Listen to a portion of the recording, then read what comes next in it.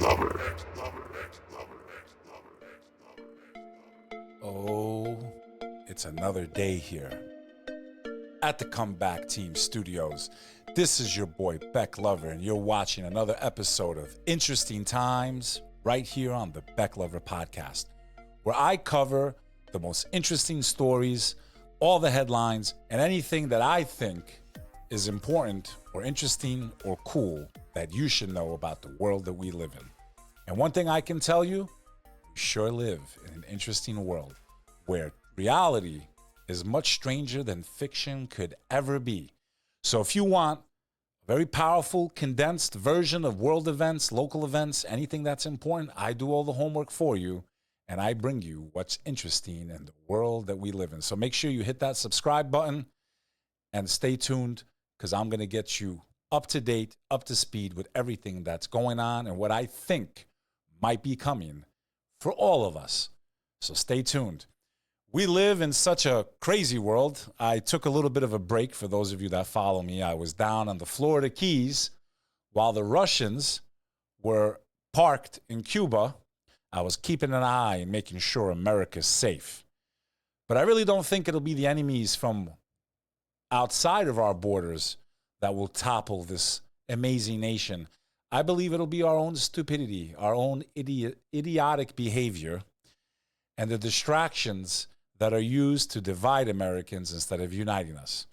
Oh, if this country shall perish, it'll be because of you, my friends. You who stayed silent, were too dumb to know what's going on, or just didn't care enough. Or, like a lot of us, too busy just trying to pay the bills that seem to be getting more and more expensive every single month. So today's episode, I'm going to cover all types of crazy things.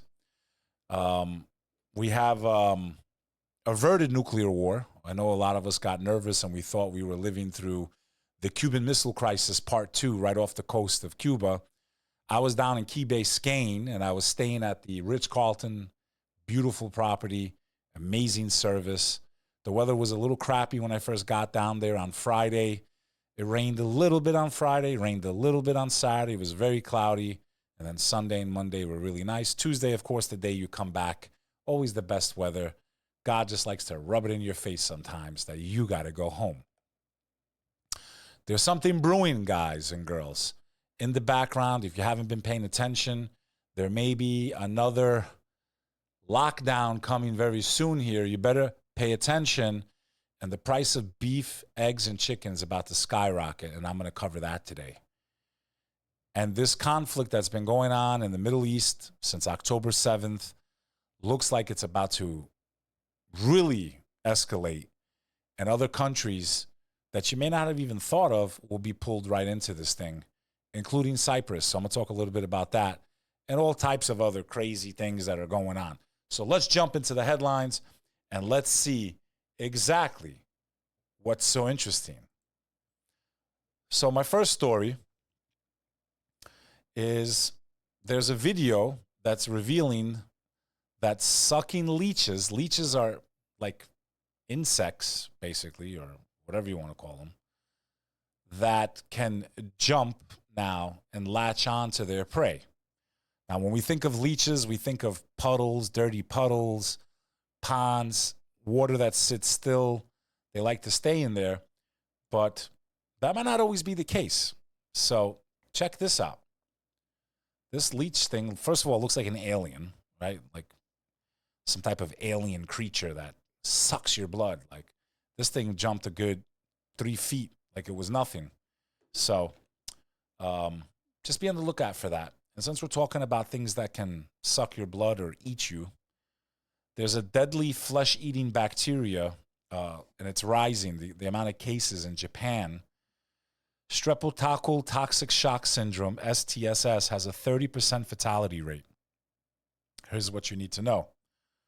Streptococcal toxic shock, I can't even say this damn word, STSS, can kill within just 48 hours of infection.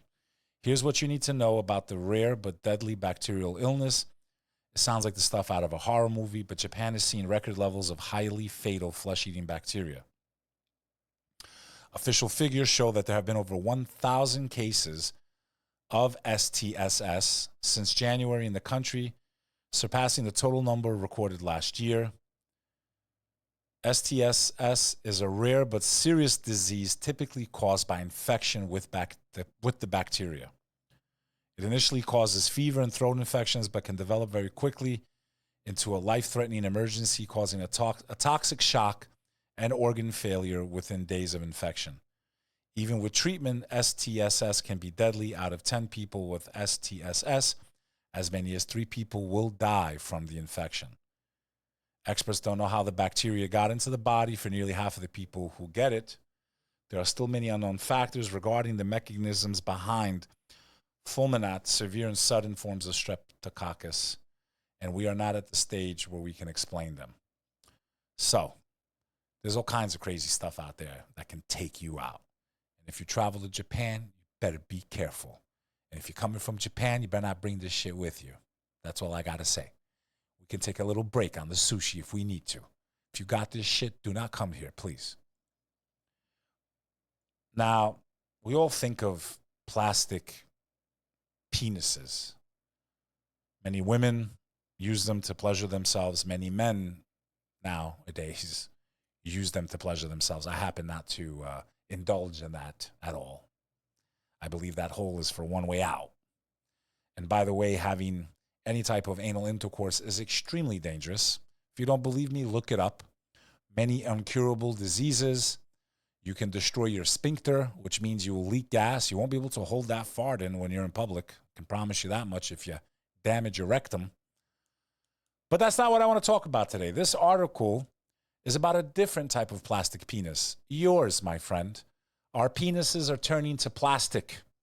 Microplastics discovered in human penises for the first time. Okay? I don't know what's going on anymore. Here's a screenshot of it. This is a microscope image of microplastic particles in penis tissue. The International Journal of Impotence. This is reported by CNN. Scientists have found microplastics in human penises for the first time, as concerns over the tiny particles' proliferation and potential health effects mount. 7 different kinds of microplastics were found in 4 out of 5 samples of penis tissue, taken from 5 different men as part of a study. Do you guys mind if we study your penis? We want to see if there's plastic in it. I mean, how did they find these guys? Microplastics are polymer fragments that can range from less than 0.2 inch, 5 millimeters, down to 1/25,000 of an inch, 1 micrometer. Anything smaller is a nanoplastic that must be measured in billionths of a meter.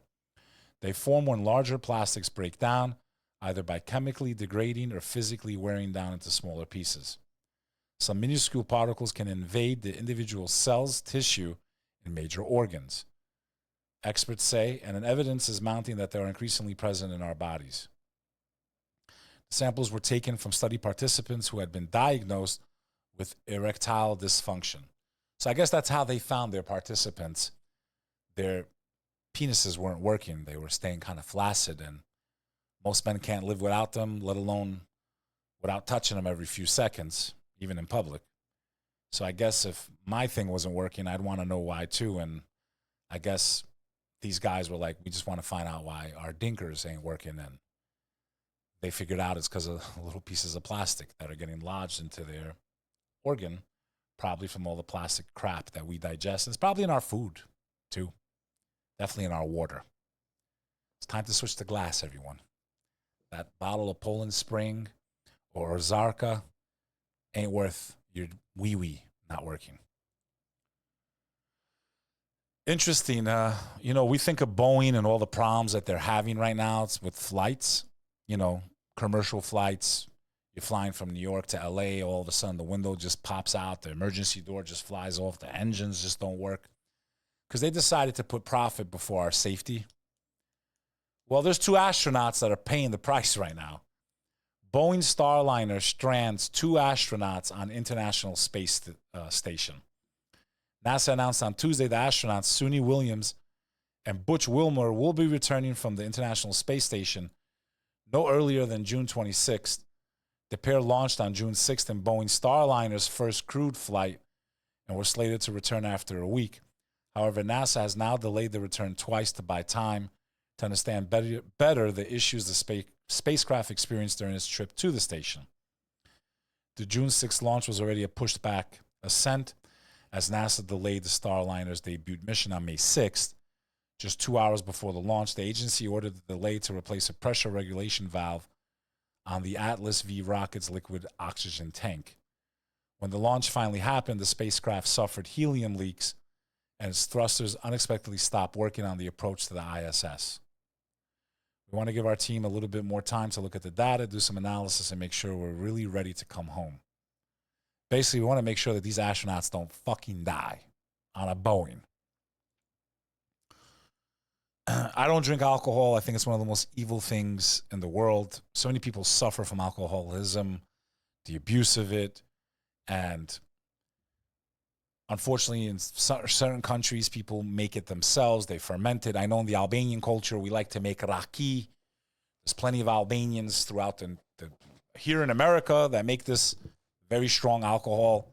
It's basically grain alcohol. It tastes like moonshine. It's so strong. It tastes like fire, basically. Well, Albanians are not the only ones that make moonshine. Clearly here in India, we had a tragic case. Illegally brewed liquor kills at least 34, with dozens hospitalized in southern India. At least 34 people have died and dozens hospitalized after drinking illegally brewed liquor in the southern Indian state of Tamil Nadu. The state's chief minister, M.K. Stalin, said the 34 died after consuming liquor that was tainted with methanol. The incident occurred in the state's Kalakuruchi's district, where more than 100 people are being treated in various hospitals. Top district officials. He added that the number of those who are in critical condition keep changing. Ambulance doctors and specialists from nearby areas were deployed to the district. Later that day, Stalin, the chief minister, said in a post on social media platform X that those involved in the crime have been arrested and action has also been taken against officials who failed to prevent it. Such crimes that ruin the society will be suppressed with an iron fist. Deaths from illegally brewed alcohol are common in India, where the poor cannot afford licensed brands from the government-run shops. The illicit liquor, which is often spiked with chemicals such as pesticides to increase potency, has also become a hugely profitable industry as bootleggers pay no taxes and sell enormous quantities of their product. In 2022, more than 30 people died in eastern India's Bihar state after allegedly drinking tainted liquor sold without authorization. So just stay away from liquor, and especially if you're a rapper by the name of Travis Scott. Rapper superstar arrested for disorderly intoxication argues it's Miami to the cops. Travis Scott was taken into custody in Florida early Thursday morning. Scott, 33, was arrested in Miami Beach and booked on charges of disorderly intoxication. The sicko mode rapper, born Jackie Berman Webster, reportedly was discovered yelling at the vessel's occupants, where officers sensed the smell of alcohol. So he's basically trying to get on a yacht. There was a fight breaking out, and they arrested his ass for being drunk. So, but also, if you're Justin Timberlake, here's a video of him drunk driving through the Hamptons, which is a hot spot right now. Surveillance video here shows vehicle matching the description of that of Justin Timberlake, was driving and heading to the direction where he was stopped by police in Sag Harbor, New York. Sag Harbor is a hot spot during the summertime. There's Justin Timberlake's car. He seems to be driving just fine to me, man. He was arrested on suspicion of driving while intoxicated. He seems to be driving perfectly fine there. So, cry me a river. The guy doesn't look drunk. Maybe they shouldn't have arrested him. I don't know. But if you drink and drive, you deserve to go to jail. So many people lose their lives, and usually not even the person that's driving drunk. Please, police officers, if you're watching this and you pull someone over and they're over the limit, please arrest them. They'll learn their lesson, most of them. They'll never do it again. And you will make all of us a lot safer, because it's a lot more common than other types of things that can take out our lives. Now we go to the UK and the EU. Orwellian EU's push to mass scan private messages on WhatsApp and Signal. I tell this to all my friends. They want to send me secure messages. I'm like, my brother, the minute you hit send on that app, there's nothing secure about it. The only thing that could be secure is if we were in the basement next to a large, loud, I guess, furnace, and we whisper and we hold toothpicks like this over our mouth, like we're in Goodfellas or Casino, and we talk like this, when we talk low, maybe we got a chance to be secure, because your own phone, everything around you spies on you if they want to. And if you're stupid enough to think sending a message through a phone, regardless of the app, that you're safe and that your messages won't be deciphered or whatever, you're an idiot. EU member states to vote on controversial chat control 2 proposals to scan communications for child sex abuse material. The European Union is considering controversial proposals to mass scan private communications. Under the proposed legislation, photos, videos, and URLs sent on popular apps such as WhatsApp and Signal would be scanned by an artificial intelligence-powered algorithm against a government database of known abuse material. Now, am I for finding these lowlives and destroying them? Absolutely. I just don't want to be spied on by anyone without a warrant or suspicion, and I believe in protecting our freedom and freedom of speech. So pay attention to this if you're in Europe. The Times of Israel reports IDF kills Hezbollah rocket specialist amid rare 3-day lull in terror group's fire. Biden aides said to warn Israel leaders full-blown war with Hezbollah would include difficult to thwart Iranian attack. Far-right activists hold virtual confab on settling Lebanon. The IDF forces killed a senior member of Hezbollah's rocket unit in a drone strike in southern Lebanon Monday morning, as top Biden administration official was in Jerusalem for the meetings with Israeli leaders aimed at preventing further escalation. Both the army and Hezbollah identified Mohammed Ayub as the individual killed in the strike on the village of Salah in the Tyre district. Ayub served in the rocket unit of Hezbollah's Nasser regional division, according to IDF, which said that he had been behind several recent rocket attacks on Israel. The commander of the Nasser unit, Taleb Abdullah, was killed in a strike last week. The strike came amid a rare lull in attacks by Hezbollah on Israel. So this will continue, I think. The IDF confirms carrying out this morning's drone strike in southern Lebanon. And here is a video of the footage of him being completely annihilated and destroyed with a drone. So this is the world that we live in. And I believe that that conflict is nowhere even close to being finished. The amount of civilian life lost is unjustifiable, unexcusable. I don't care about collateral damage. I care about innocent people losing their lives. This war will escalate, in my opinion. It will go into Lebanon full-blown. And maybe not just Lebanon. I have articles here that Israel's, Netanyahu rebukes IDF after army spokesperson warns that Hamas cannot be eliminated. Prime Minister's office says the IDF is committed to the defeat of Hamas after Daniel Hagari said Hamas is an ideology. Israel's government has said the IDF is committed to the destruction of Hamas after IDF's top spokesperson said the Gaza militant group is an ideology which cannot be eliminated. And to some degree, he's correct. To say that we are going to make Hamas disappear is to throw sand in people's eyes. If we don't provide an alternative, in the end, we will have Hamas. The leaders of Hezbollah warned of a war without rules or ceilings in the event of full-scale Israeli offensive against the Lebanese militia, as he threatened the Cyprus could become a target if allowed Israel to use its territory in any conflict. So this could spread to Cyprus, okay, which is a disputed island a lot between Turks and Greeks. It's very close to Israel in proximity. Head of Lebanon's Hezbollah threatens Israel and Cyprus. Hezbollah has been trading fire with Israel for more than 8 months in parallel with the Gaza war. In a televised address on Wednesday, Hezbollah chief Syed Hossein Nasrallah said there will be no place safe from our missiles and our drones. The group also had a bank of targets that could target in precision strikes. Israel knows that what also awaits in the Mediterranean is very big. In the face of the battle of this magnitude, it knows that it must now wait for us on land, in the air, and sea. So, that's not calming down anytime soon, my friends. While that's going on, Russia is just making alliances everywhere. Russia and Vietnam agree to strengthen ties during Putin's state visit. Vietnam's president says 2 countries want to push up defense and security cooperation as U.S. criticizes the meeting. So That's just brewing. We had Russia and North Korea hugging and loving each other with Kim Jong-un. They've agreed to defend each other if anyone should strike their nations. And while our enemies are spreading their tentacles all around us, as far as 90 miles off the coast of the United States of America, we're too busy debating if a man is a man or a woman is a woman, a biological man and a biological woman. This is what we are fighting over, as our enemies are starting to surround us in many ways. So I hope it's worth it.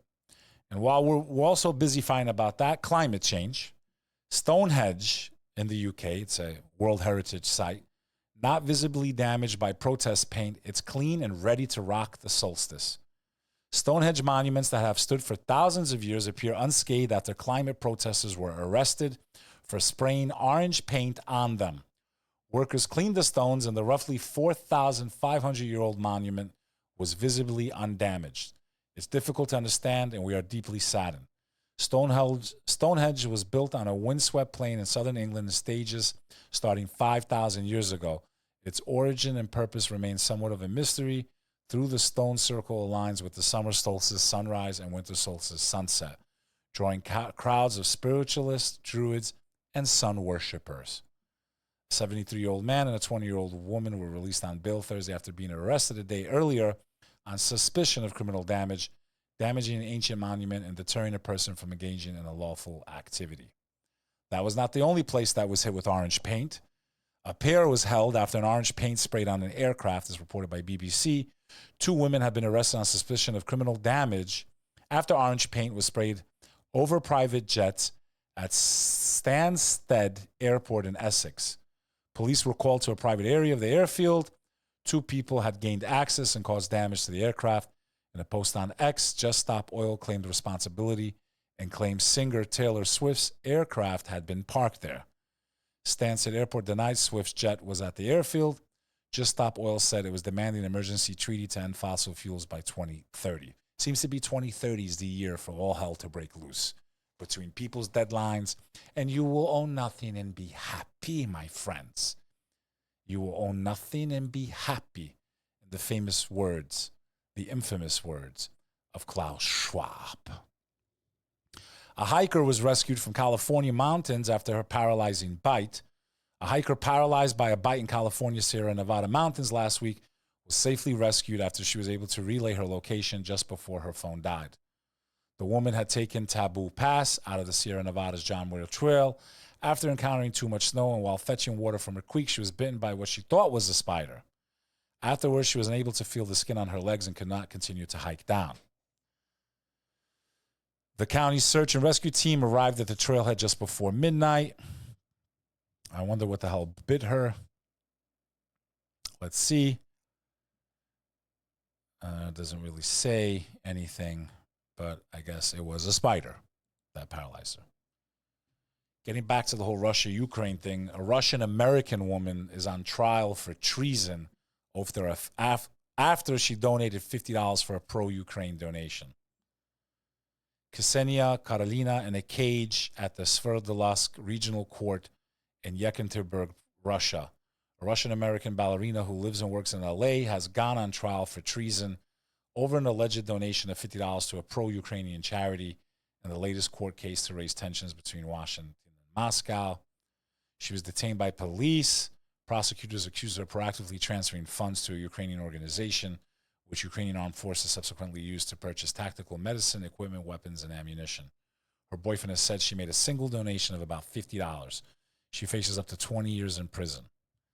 That's got to suck. Like, you support a cause, you're American now, you pledged allegiance to the U.S., and now you're detained for making a donation. Who knows what her real intention was, but I think it was just to help the people of Ukraine. And now she's held and possibly facing 20 years in jail. Probably not a good time to visit if any of you donated to the Ukraine, even if you're just an American, not even Ukrainian or Russian. Like, just don't visit, because if you made a donation, you're in trouble. I want to skip over this story because it's just heartbreaking. 2 persons are of interest detained in death of a 12-year-old found in a North Houston creek.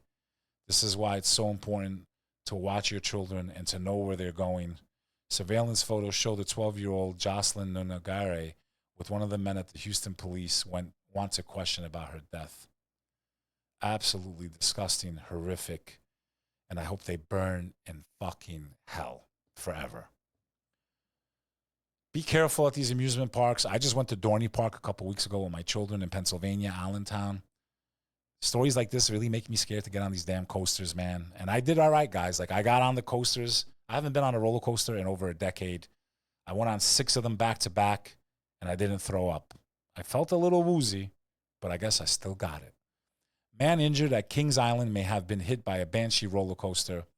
According to a press release from the park, the man entered a restricted area near the Banshee roller coaster at around 8 p.m. A statement from Kings Island said park safety and first aid personnel were immediately dispatched. I don't know where this park is, but Kings Island, I have no idea where it is. So somewhere, Kings Island, someone got hit by a roller coaster. This woman's face is she just has a face that I can't stand her face. Like just look at her face. Like, she looks like an evil cunt. That's just my opinion. And I guess the people of New York feel the same way. New York Democratic governor at an all-time low job approval. Kathy Hochul, whatever the fuck her name is. Her rating sits at 44%, a record low. And that's because New York City and the state is a fucking disaster and everybody wants to leave, including me. I don't want to fucking live here anymore. And it's thanks to people like her and Cuomo and the asshole from New York. I try not even to think of his name. I forgot his name. The last mayor. I'm having some short-term memory loss. It's very weird. Louisiana orders every classroom to display the 10 Commandments. The Republican-backed measure is the first of its kind in the U.S. and governs all classrooms up to university level. Christians see the 10 Commandments as the key rules from God on how to live. It's not just Christians, Jews and Muslims believe in the 10 Commandments. The new law describes them as foundational to the state and national governance. The First Amendment to the U.S. Constitution, known as the Establishment Clause, says that Congress shall make no law respecting an establishment of religion or prohibiting the free exercise thereof. The state law requires that a poster included the sacred text in large, easily readable font on a poster that is 11 inches by 14 inches, and that the commandments be the central focus of the display. Now, as a God-fearing person, I like it. As an American who has to respect everyone's rights, I feel like it's overstepping the separation between church and state. There may be children in that class that are Hindu, Buddhist, whatever, and I don't think it's the place for us to push our agendas or religious beliefs on anyone. So, as much as I like it, and I would like children to see the 10 Commandments and live by them, as an American, everyone has the right to be free and this and that. We don't want to, I guess I can't support it. I do support the 10 Commandments, though. This is an interesting story. Family of Taekwondo instructors saved Texas woman from assault. The piercing scream, like a sound from a horror film, triggered Taekwondo instructor Simon An to draw on his years of martial arts training. Around 4 p.m. Tuesday, shortly after the doors of his family-owned operated studio in Texas opened for classes, An and his father and his mother, his older sister and his younger brother heard shrieks coming from a neighboring business. The family of 5, each with 4th-degree black belts, run to the Young Taekwondo dojo in Katy outside Houston.